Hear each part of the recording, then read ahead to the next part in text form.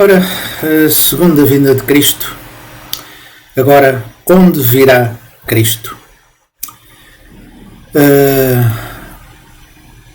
Damos então continuidade ao vídeo anterior, que foi quando virá, e agora vamos falar sobre onde virá.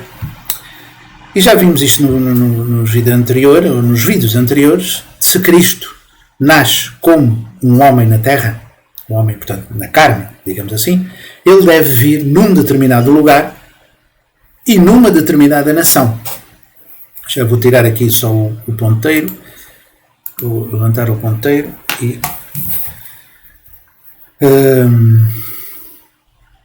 qual será essa nação? A nação que recebe o Senhor da segunda vinda. Jesus há 2000 anos disse que voltaria. Não voltará certamente na nação judaica, na nação do povo judeu. Portanto, na nação de Israel, hoje conhecida como nação de Israel. Em Mateus, no 21, 23, 24,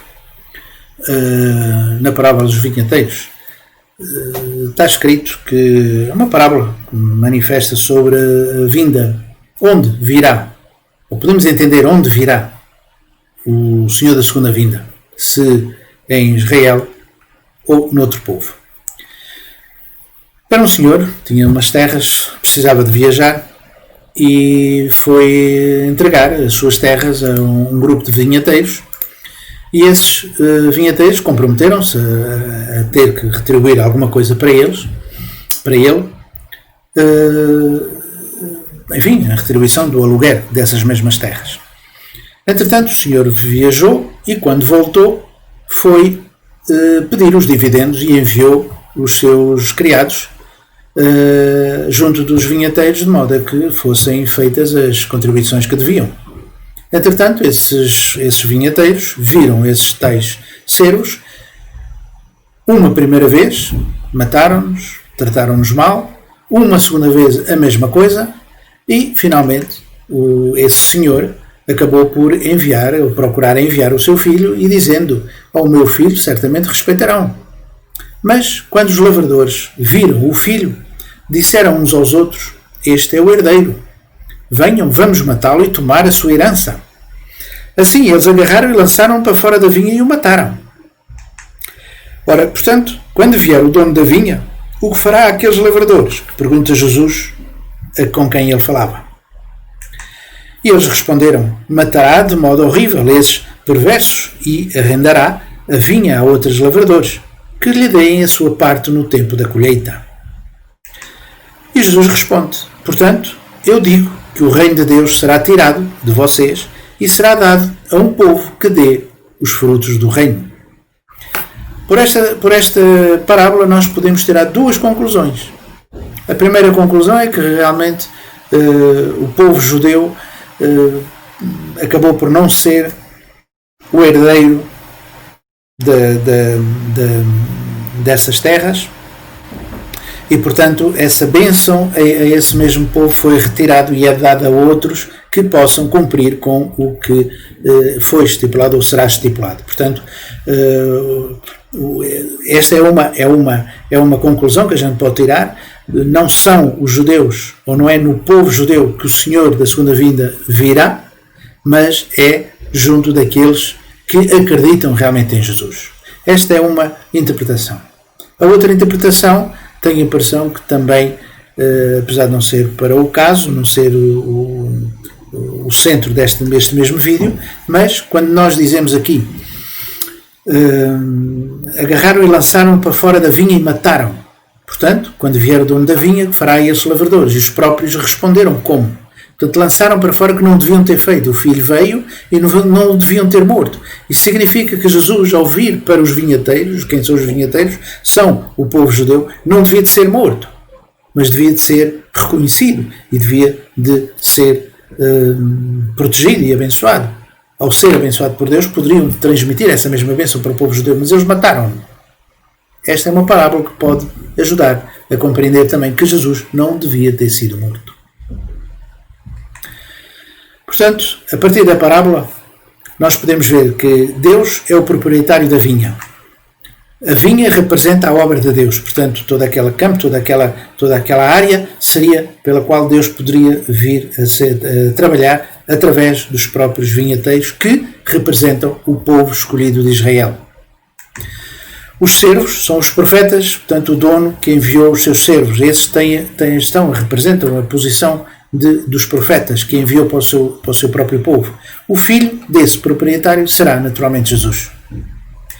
E o povo que dará os frutos será o cristianismo. O povo que acreditou em Jesus. Esse povo é quem deve preparar-se e receber o Messias, o Senhor da segunda vinda.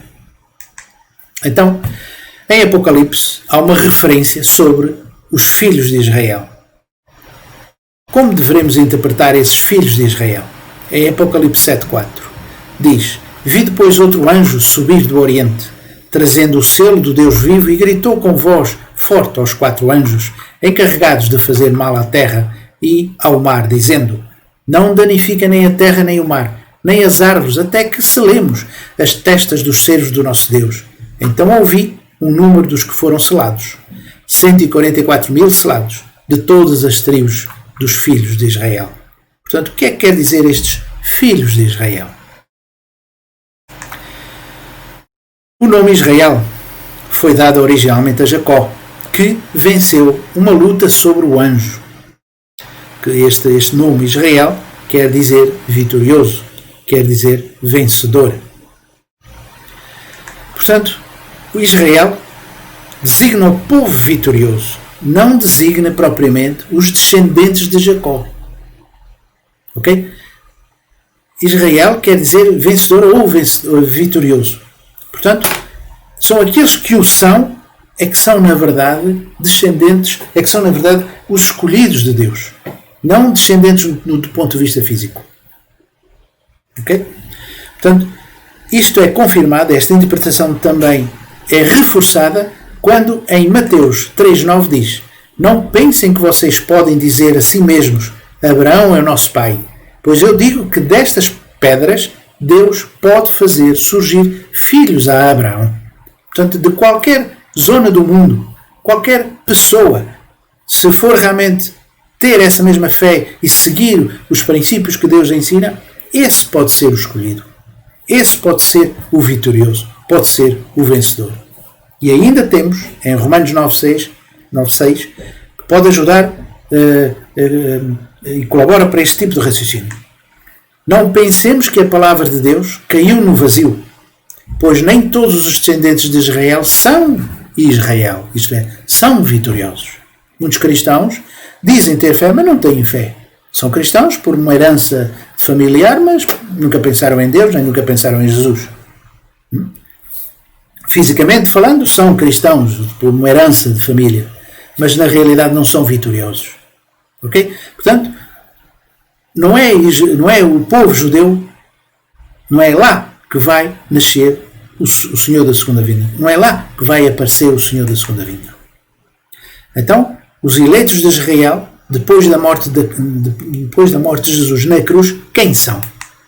São os cristãos. São estes que honram a fé de Abraão, que devem ser capazes de reconhecer o Senhor da segunda vinda. Então, em que nação deve nascer o Messias? E temos que fazer uma relação entre o tempo de Jesus e o tempo do Senhor da segunda vinda. Temos que comparar e temos que ver características. Essas características devem ser semelhantes. No tempo de Jesus, Jesus vem para o povo judeu, isto é, para o povo vitorioso, Israel. Primeiro Israel. Vem, portanto, para o judaísmo. E no judaísmo está colocado ao Oriente. O segundo Israel foi formado com a morte de Jesus. São aqueles que seguem Jesus. Esses que seguem Jesus são considerados como o segundo Israel. Portanto, o Senhor do segundo advento deve aparecer numa nação cristã. Isto é, e deve formar um terceiro Israel. O que é isso, formar um terceiro Israel?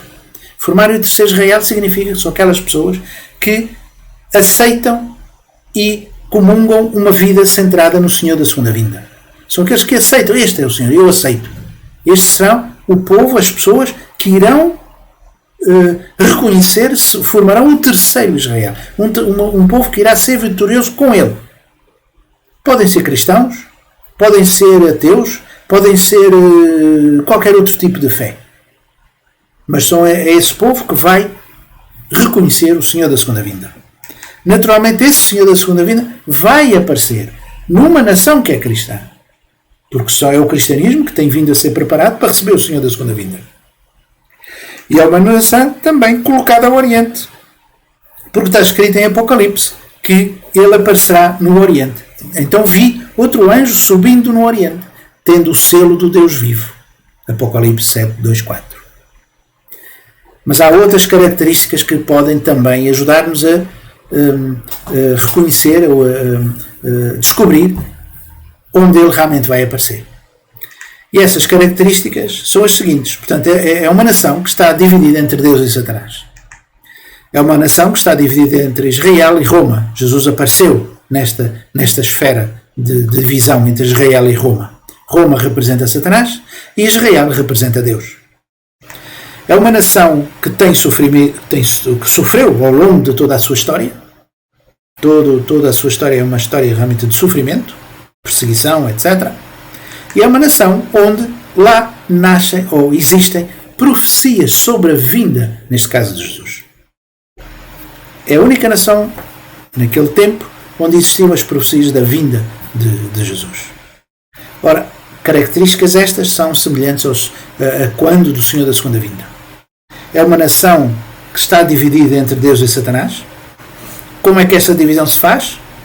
É uma divisão dividida entre democracia e comunismo.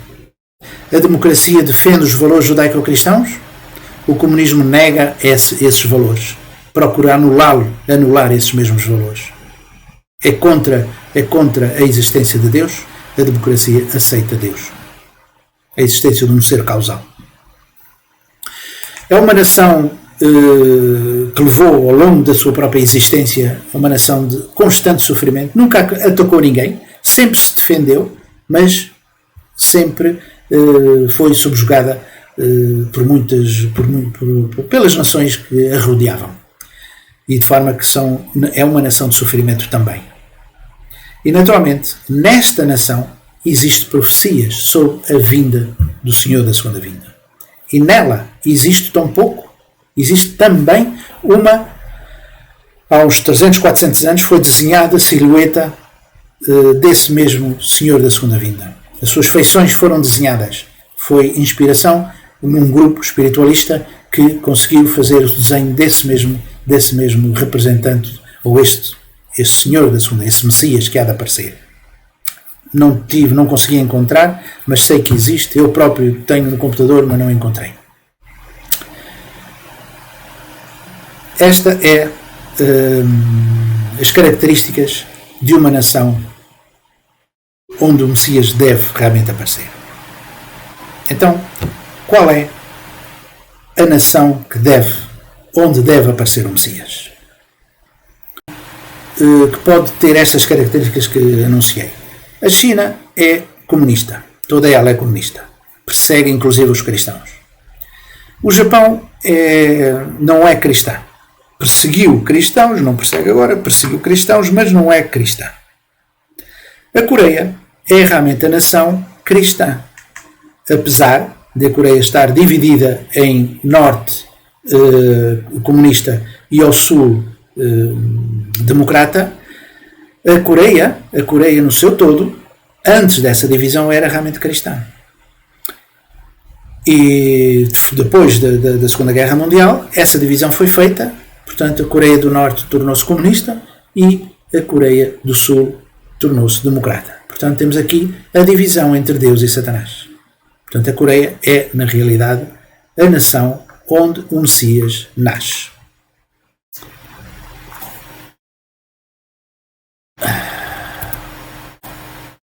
Portanto, o Messias vem estabelecer o que não foi possível com Adão. E o que é que não foi possível com Adão? Lembram-se? Já falámos disso em vídeos anteriores. O que é que foi pedido a Adão? Cresce, multiplica e domina. Adão não fez isso. O Messias vem realizar aquilo que Deus pretende que seja realizado desde o início. É uma verdadeira família. Esta família deve ser realizada centrada em Deus, no amor de Deus. Portanto, o Senhor da segunda vinda deve ter a sua esposa e formar e ter filhos. Esta é a família, é o núcleo, é a célula-mãe de toda uma sociedade em harmonia. Se esta primeira família se torna harmonia e se os seus descendentes aí em harmonia estão, vão desenvolver uma sociedade, vão desenvolver uma cultura do verdadeiro amor. E é isto que o Senhor da segunda vinda deve vir transmitir-nos e ensinar-nos. Então, está escrito na Bíblia que isso mesmo deve de acontecer. Regozijemo-nos, vamos alegrar-nos e dar-lhe glória, pois chegou a hora do casamento do Cordeiro. E a sua noiva já se aprontou. E o anjo me disse, escreva, felizes os convidados para o banquete do casamento do Cordeiro. E acrescentou, estas são as palavras verdadeiras de Deus. Portanto, é isto que Deus procura realizar. É isto que no tempo de Adão devia ter sido conseguido. Não se realizou. No tempo de Jesus, Jesus foi morto. Não se realizou. Vem agora então, pela terceira vez, o segundo Messias, o Senhor da segunda vinda, deve realizar isto que não foi conseguido anteriormente. Logo, o Messias vem naturalmente trazer-nos uma nova expressão da verdade que Jesus nos deixou. Ele não vem com milagres. Ele não vem para ser uma pessoa extraordinária em que a gente olha para ele e tem que ser o Messias. Ele não vem com sinais para serem observados. Ele vem com uma pessoa normal. Uma pessoa absolutamente normal do mundo.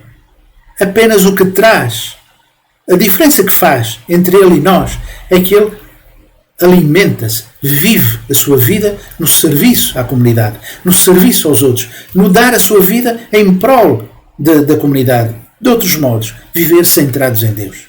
Esta é a diferença que ele faz entre nós e ele. Não vem com sinais, ele não é especial no sentido externo, é especial no sentido interno.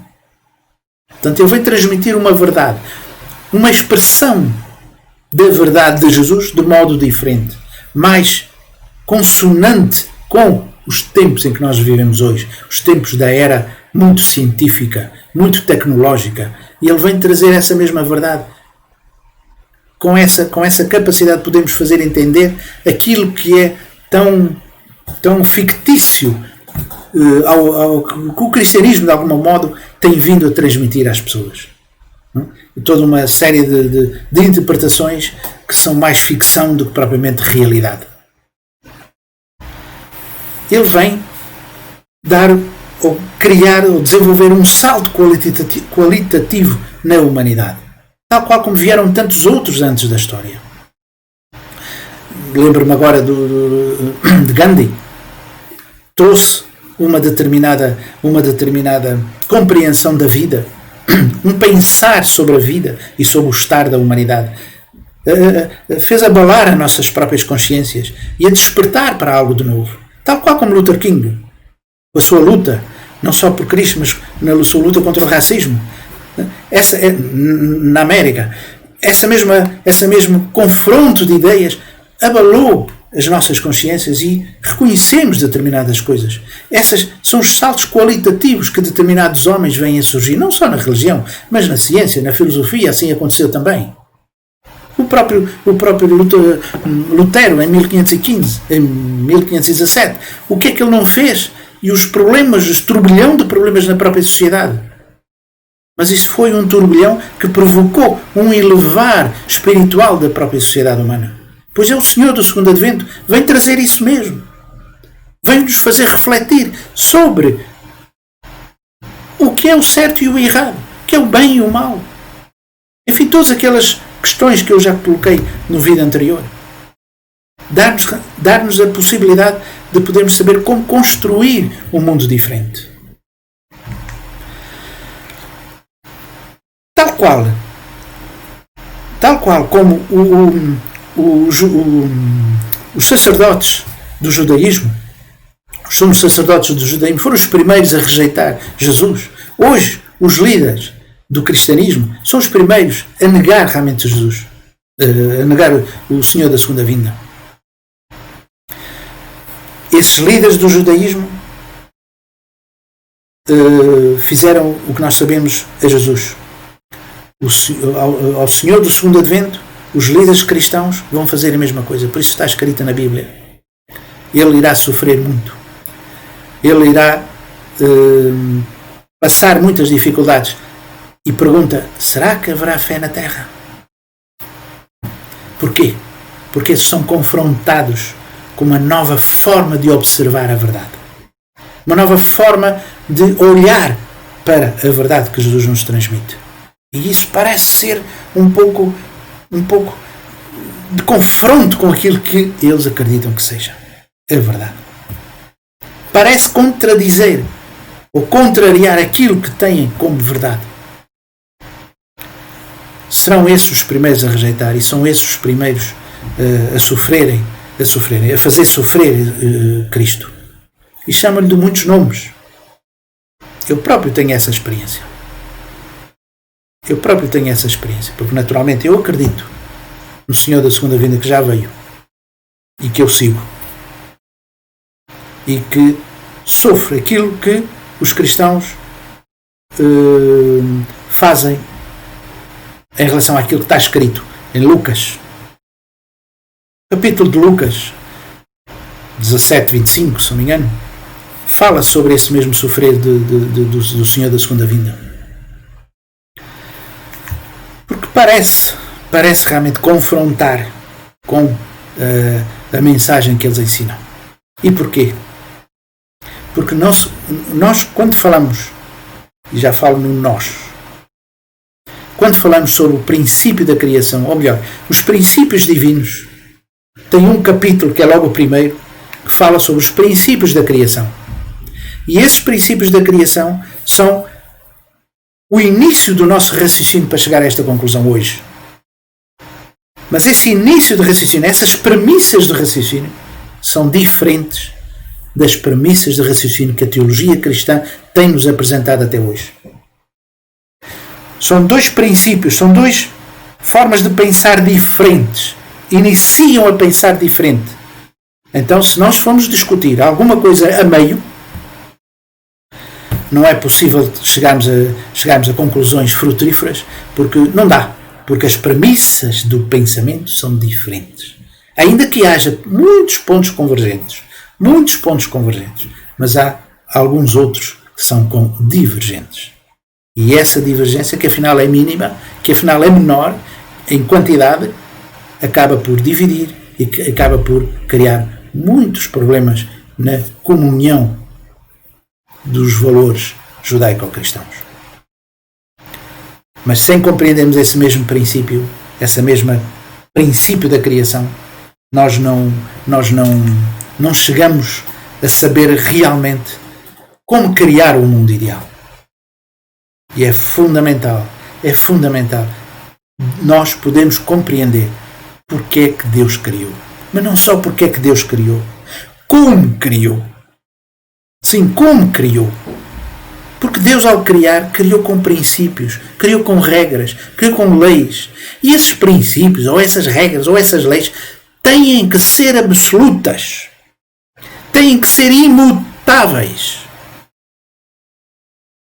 Já pensaram o que é ser regras, ou princípios, ou leis imutáveis? Portanto, não mudam nunca. Se são absolutas, são eternas. Nunca podem realmente mudar aqui ou acolá. Se o sol, se temos manhã, tarde e noite, temos isto de manhã, tarde e noite de uma forma inequívoca, de uma forma absoluta, de uma forma eterna. Não há qualquer mudança, é imutável esta situação. São outros princípios, outras regras têm que ser imutáveis porque Deus é imutável. Porque Ele tem só um propósito e uma vontade imutável. Então temos que compreender qual é. Temos que saber porque é que Ele criou.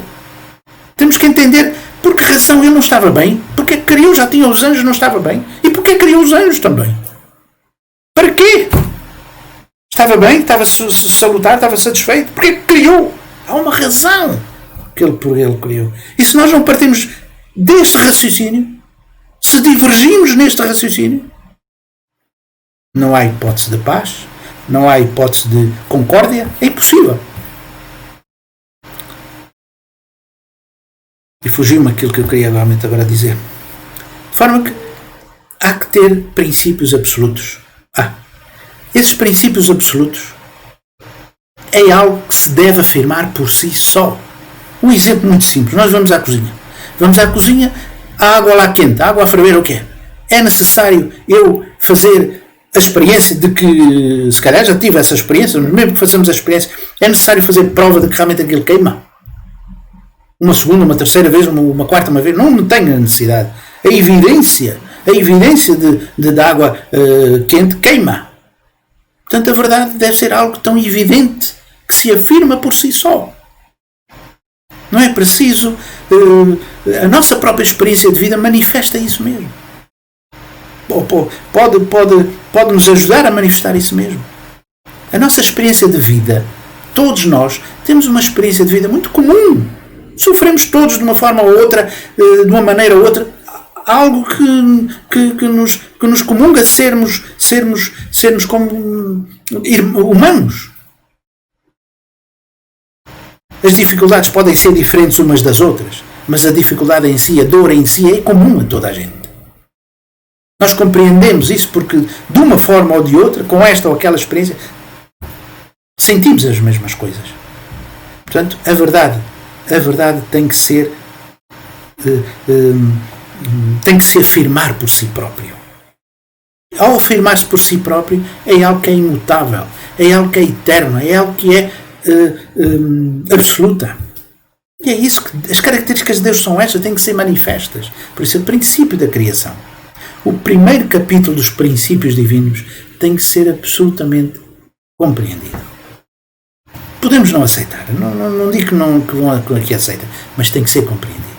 Porque isso vai nos ajudar a compreender a razão da queda humana.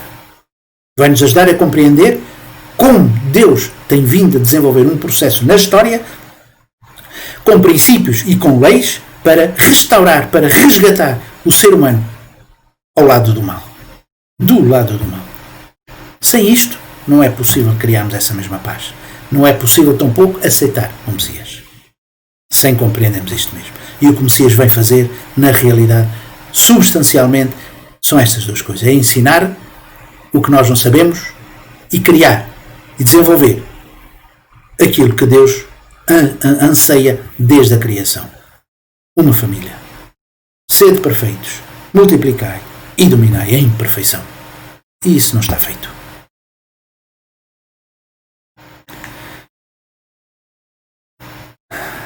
É isto que nós temos que compreender. De forma que eu fico por aqui.